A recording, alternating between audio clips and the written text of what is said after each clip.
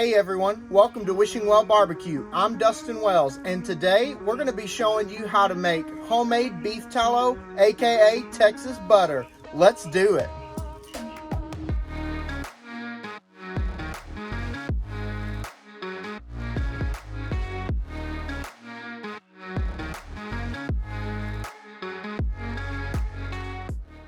I recently did a how to smoke a brisket video, and if you want to check that out, check it out in the link below. But I had a lot of people ask me, how do I make the homemade beef tallow that I put in that brisket wrap? Well, believe it or not, it's actually super easy to make your own beef tallow, and you can use it in all kinds of dishes. In Texas, they like to call it Texas butter. Now here in Kentucky, you'll always see that your granny has a mason jar full of rendered bacon fat. But in Texas, it's rendered beef fat. So we're gonna show you how to do that today. Before we get started with today's video, I just wanted to take a second to say thank you to all of my viewers and all of my subscribers. You all have been so awesome, and I really appreciate you guys supporting this channel.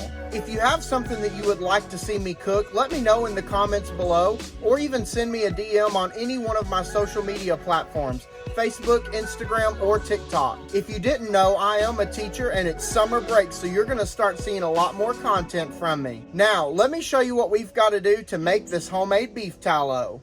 This past weekend, I did a prime grade brisket, and I saved all of the trimmings from this brisket. You can also use other types of beef fat, but I've just learned that when you do a brisket, you're gonna have a lot of fat, and it's gonna give you plenty of tallow to work with. The first thing that I wanna do to this beef fat is trim it down into some small pieces. If you leave them in really big chunks like this, it's gonna take forever for this fat to render down into tallow. So the smaller the piece, the better.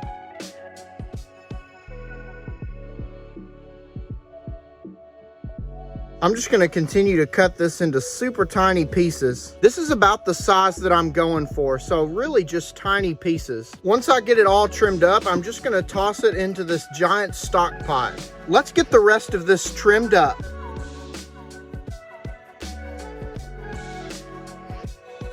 If you have any big trimmings like this that does have a lot of meat on it, you do want to make sure you don't use that in your tallow. If you have a little piece of meat going through, that's okay. That's not going to hurt the tallow, but you definitely don't want any big chunks of meat. All right, we have all of these brisket trimmings in here in this giant pot, and you can see that we really do have quite a bit of trimmings in here. The pieces are really small, so they're going to render really well. One thing that I don't want to happen is I don't want this fat to burn on the bottom of the pan. So I am gonna add about half a cup of water to our mixture. Give that a nice mix. Today I'm gonna be cooking on my gas burner that's on my gas grill. You can totally cook this recipe inside. The smell of rendering beef fat does tend to leave an aroma in your house that you may not exactly want. So I always like to cook my beef tallow outside. We're gonna be cooking on a medium-low heat. We wanna do this low and slow. We're gonna sit here and let this beef fat render down, but we're gonna make sure that we stir it every few minutes or so. That way it doesn't stick to the bottom.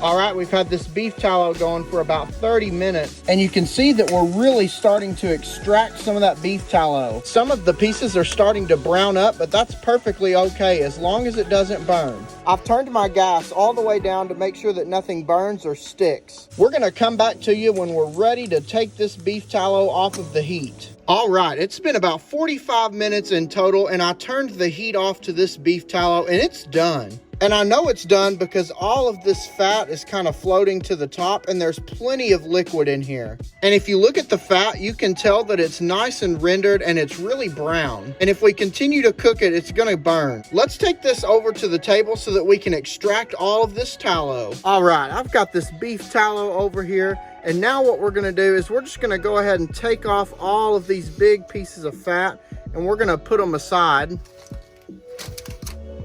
We don't really need these.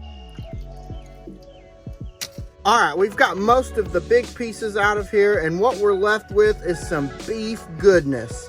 I have a nice big measuring cup here, and I also have a coffee filter. If you don't have one of these, you can use a paper filter. That'll work perfectly fine. Just gonna set this right on top and slowly pour in this beef tallow.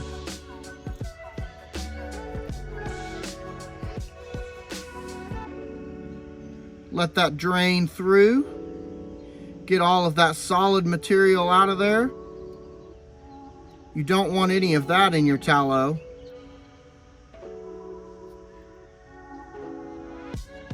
And check that out. We got about 1 3/4 of a cup with all that beef fat. Got a nice clean mason jar here, and we're just gonna pour this right into it.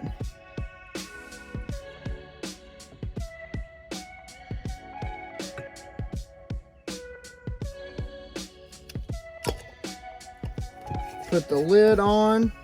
Oh yeah, check that out. That is some beefy goodness. If you have never made a homemade beef tallow, now is the time to try it. Right now, the super hot thing is wrapping up briskets with beef tallow, so you're definitely gonna want to save your brisket trimmings so that you can do this. And plus, that's just less waste from your brisket. Thank you so much for watching our video today. If you like what we're doing here on the Wishing Well BBQ channel, make sure you hit that subscribe button below so that you don't miss out on any of the fun.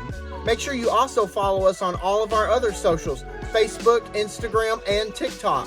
Thank you so much again for watching, and as always, we'll see you next time.